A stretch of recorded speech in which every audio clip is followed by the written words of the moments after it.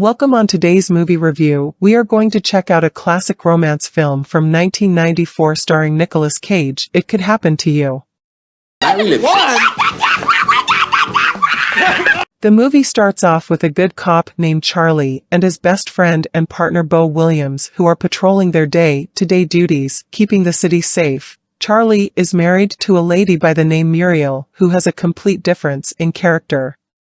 We are also introduced to a kind lady by the name Yvonne. Yvonne is married but separated to her husband Eddie, who took all the money and left her with a debt of $12,000, which causes her to become bankrupt. As they continue their shift, they decide to stop by at the local coffee shop where Charlie meets Yvonne when she waits on him at the diner where she works. Since Charlie doesn't have enough money to pay the tip, he promises Yvonne to give her either double the tip or half of his prospective lottery winnings.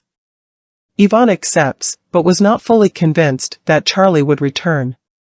Later on that night, as they scratch their lottery ticket, they both find out that they have won a total of $4 million.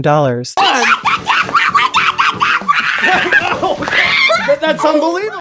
As they are celebrating, Charlie breaks the news to his wife that he made a promise to the waitress. My dead father came to me through the slot machine, and in his eyes there were dollar signs. Muriel is angry and devastated about the deal, but somehow Charlie manages to convince her that it was the right thing. The next morning, Charlie breaks the news to Yvonne about the huge lottery win. And as soon as the news breaks out that a cop has shared half of his lottery winning, they become instant stars. Sir Lion, you gonna stay on the force? I'm gonna buy the force! As they continue their routine, they encounter a robbery at one of the stores. Charlie manages to save the day, but gets shot at the arm. He later recovers and receives a Medal of Honor at the ceremony, and decides to donate $10,000 to the widow's welfare, which doesn't sit well with his wife. As time goes on, we see clearly that Charlie and his wife are two separate beings. At a gathering on a chartered boat for the lottery winners and other members of high society, Muriel gets to know the newly rich Jack Gross. She flirts with him and later starts an affair. Meanwhile, Charlie and Yvonne spend a lot of time together, often giving gifts to passengers of the subway or to children, about which the media report. Right home is on me and Miss Yvonne Biazzi! Muriel gets fed up with Charlie's constant donations and overall simplicity and throws him out of their apartment, asking for a divorce. That same evening, Yvonne leaves her apartment after her husband shows up and threatens to stay until he gets $50,000 from her.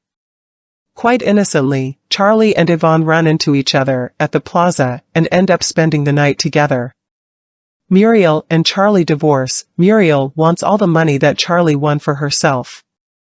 Charlie doesn't mind giving his share of the money, but Muriel also wants the money he gave Yvonne, which causes Charlie to take the case to court. The jury decides in Muriel's favor. We rule in favor of the plaintiff, Mrs. Muriel Lang, on all counts. Yvonne, feeling guilty at costing Charlie all his money, storms out of court in tears and tries to keep away from Charlie.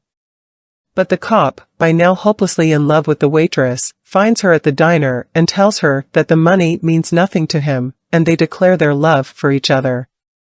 While ruminating about their future at the diner, they are gracious enough to provide a hungry and poor customer some soup, which he eats at the special table.